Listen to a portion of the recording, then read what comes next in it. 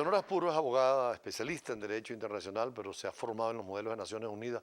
Acaba de regresar de Perú. ¿Cómo estuvo la participación de Venezuela? Bueno, la participación de nuestra delegación, la primera delegación interuniversitaria Venezuelan Moon Society, fue excelente, tanto sí que ganamos mejor delegación pequeña, que es el premio de mayor categoría que nosotros podíamos haber obtenido en la competencia. ¿Qué temas trataron en Perú? Bueno, tratamos un poquito de todo, más que todo el tema de Boko Haram, tratamos el tema del tráfico de armas a nivel mundial, principalmente armas ligeras.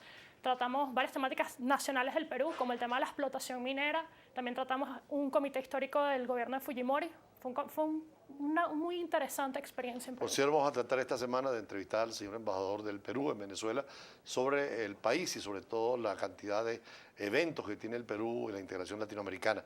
Y volviendo al tema internacional, ¿cuáles son para ti los dos grandes temas bélicos en este momento en el mundo? Bueno, los dos grandes temas bélicos todos los conocemos, principalmente el tema de Ucrania y Rusia y el tema de la lucha contra el terrorismo y Estado Islámico.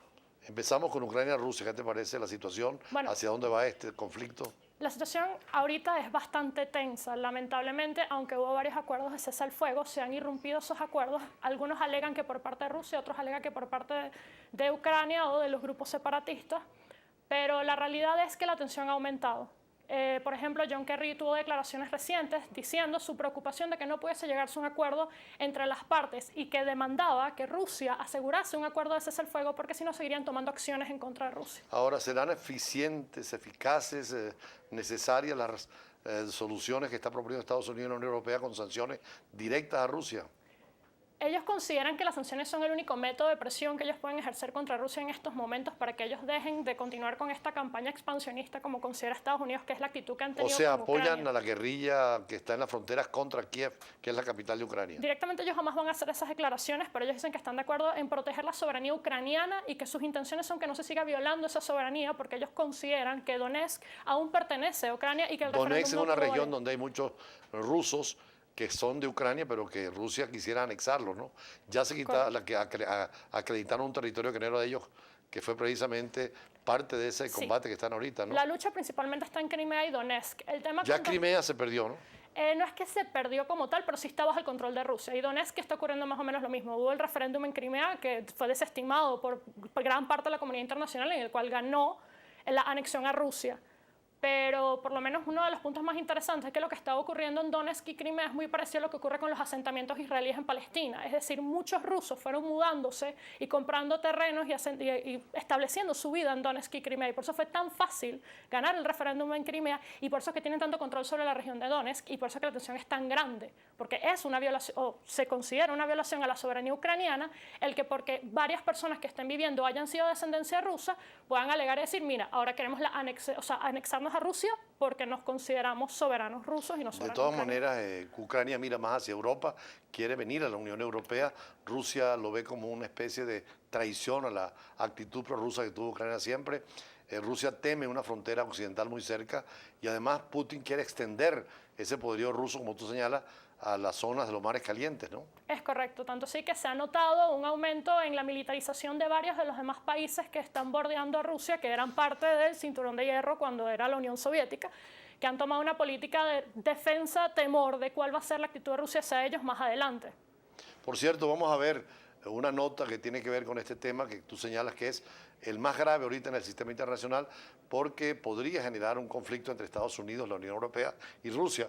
Veamos la nota que tenemos en el día de hoy precisamente sobre el tema de lo que es la guerra allá en Ucrania. Tras 2 semanas de la entrada en vigor de un cese al fuego que no se ha respetado por completo, el gobierno de Barack Obama insistió a Moscú que utilice su influencia sobre los rebeldes prorrusos para que cumplan plenamente lo pactado. En el marco de la inauguración del Consejo de Derechos Humanos de la ONU en Suiza, Kerry aseguró que su administración está dispuesta a mantener la presión sobre Rusia por su implicación en el conflicto que, según la ONU, deja un panorama desolador con más de 6.000 fallecidos, con el fin de que cesen las hostilidades en todas las ciudades del este de Ucrania. Esta decisión fue rechazada por República Checa, que consideró precoz la idea de renovar las sanciones económicas en contra del gobierno de Vladimir Putin hasta verificar si la tregua se cumple. En la cita, Kerry y Lavrov además trataron temas como las negociaciones nucleares con Irán, la guerra civil en Siria, el asedio del grupo yihadista Estado Islámico y la muerte del líder opositor ruso Boris Nemtsov. Para el canciller Lavrov, el asesinato fue un crimen atroz que será investigado con todo el vigor de la ley para garantizar que los responsables sean llevados a la justicia. Mientras, la joven ucraniana que lo acompañaba cuando perdió la vida asegura que nunca vio a los asesinos, pues todo ocurrió detrás de ella. Bueno, precisamente una agenda completa que tú venías señalando antes de la nota, esta visita de Kerry y Lavrov, el canciller ruso, el tema precisamente que enuncian de que conversaron sobre la situación de Irán y el tema nuclear. ¿Cómo ves esas conversaciones? Bueno, el tema es que ellos en esta reunión del Consejo de Derechos Humanos tuvieron una especie de preconversación porque a partir de hoy, entre hoy y el jueves, están las discusiones de lo que llaman el Grupo 5+1 con el gobierno iraní sobre cómo va a establecerse el programa nuclear, ya que han considerado que antes de prohibir completamente la posibilidad de que Irán desarrolle un programa nuclear pacífico, es importante sentarse a negociar con el gobierno iraní a ver si ellos pueden aceptar unas pautas que están exigiendo este Grupo 5, siendo los 5 vetantes del Consejo de Seguridad. Los 5 son más, Rusia, Estados Unidos, Francia, Inglaterra y China. Correcto, ¿no? Más el gobierno de Alemania. De Alemania, 6. Es correcto, por eso es el 5+1, con el gobierno iraní. Y el objetivo es ese, ver qué tanto está dispuesto a hacer el gobierno iraní dentro de sus propias expectativas del desarrollo de este programa nuclear para que cumpla con las condiciones no solamente de la Agencia Internacional de Energía Atómica, sino de esas exigencias que están haciendo este grupo de 5+1. ¿Por qué tanto temor a que un país desarrolle la energía atómica? Es un tema muy delicado porque Irán no ha cumplido a cabalidad con todas las condiciones que se deben percibir para poder desarrollar energía atómica. Hemos visto lo peligroso que puede ser, por ejemplo, con el accidente de Fukushima. Una de las mayores preocupaciones a nivel internacional es que estos países desarrollen esta energía nuclear y ocurran accidentes de ese estilo, aun cuando sea energía para desarrollo de fines pacíficos.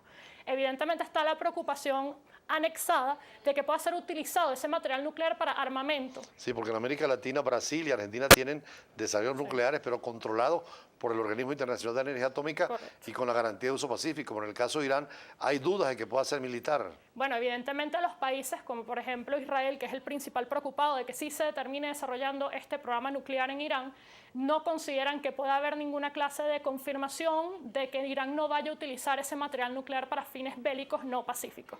Tanto así que los republicanos llamaron e invitaron a Netanyahu, y se encuentra ahorita en Washington, para hacer una declaración ante el Congreso americano sobre por qué no cree que debería hacerse o permitirse este programa nuclear en Irán. Aunque en Irán ha cambiado un poco la perspectiva. Con Ahmadinejad sí había dicho que quería destruir Israel, borrarla del mapa. Sí. Pero ahora el presidente Hassan Rouhani creo que está en la línea del diálogo, de la negociación, ¿no? Es por eso que el grupo del 5+1 acordó negociar con el gobierno iraní y ver si es posible el desarrollo del programa, porque evidentemente sí es importante el desarrollo a nivel económico, a nivel de producción y el poder acceder a mejor energía para la población iraní es un beneficio. Hay muchos países que tienen reactores nucleares y producen, por ejemplo, electricidad. Caso de Francia, ¿cuál otro conoces tú? Bueno, hay muchísimos países. Por ejemplo, Alemania es uno de los principales que tiene, pero aunque está haciendo una transición de energía nuclear a otros medios de energía alternativa.